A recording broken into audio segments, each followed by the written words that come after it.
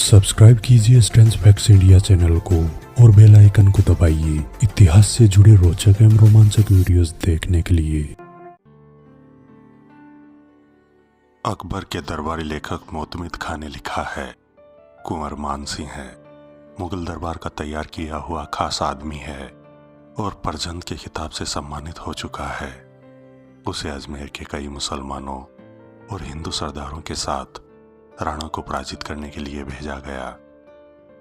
इसको भेजने में बादशाह का अभिप्राय यह था कि वह महाराणा की ही जाति का है और उसके बाप दादे हमारे अधीन होने से पहले राणा के अधीन और किराजगुजार थे। इसको भेजने से संभव है कि महाराणा इसे अपने सामने तुच्छ और अपने अधीनस्थ समझ, लज्जा और अपनी प्रतिष्ठा के ख्याल से लड़ाई में सामने आ जाए और युद्ध में मारा जाए।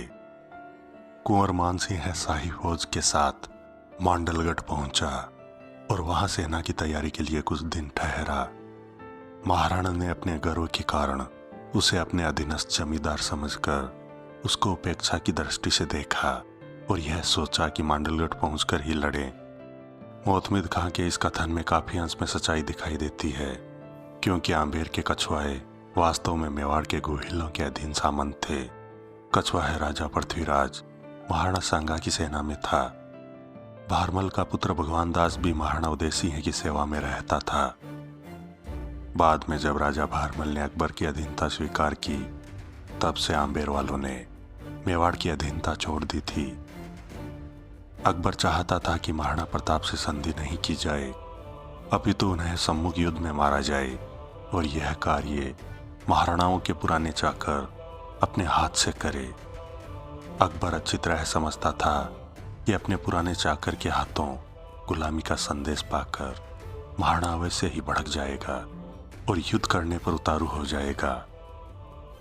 इतना होने पर भी मोतमिद खां के इस कथन में रंजमात्र भी सच्चाई नहीं है कि राणा ने अपने गर्व के कारण मानसिंह को अपने अधीनस्थ जमींदार समझकर उपेक्षा की दृष्टि से देखा। महाराणा ने मानसिंह का पर्याप्त सत्कार किया।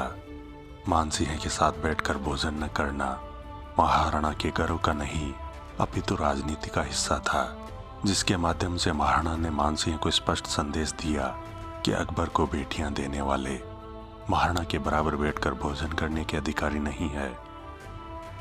अबुल फजल ने इस घटना के बारे में लिखा है, महाराणा ने मानसिंह का स्वागत कर अधीनता के साथ शाही खिल्लत पहन ली और उसे अपने महलों में ले जाकर दगा करना चाहा, जिसका हाल मालूम होते ही मानसिंह वहां से चला गया। ओझा ने अबुल फजल के इस वर्णन को मिथ्या बताते हुए लिखा है, महाराणा का अधीनता के साथ खिल्लत पहनना तो दूर रहा, वह तो अकबर को बादशाह नहीं तुर्क कहा करता था।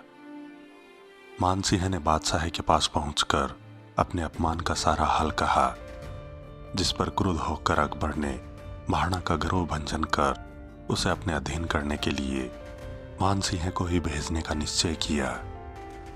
महाराणा के विरुद्ध अभियान का संचालन करने के लिए अकबर फतेहपुर सीकरी से चलकर अजमेर आ गया। उसने 2 अप्रैल 1576 को मानसिंह को मेवाड़ के लिए रवाना किया। मानसिंह तथा महाराणा दोनों की सेनाएं खमनौर के निकट हल्दी घाटी के दोनों ओर से आकर आमने सामने खड़ी हो गई।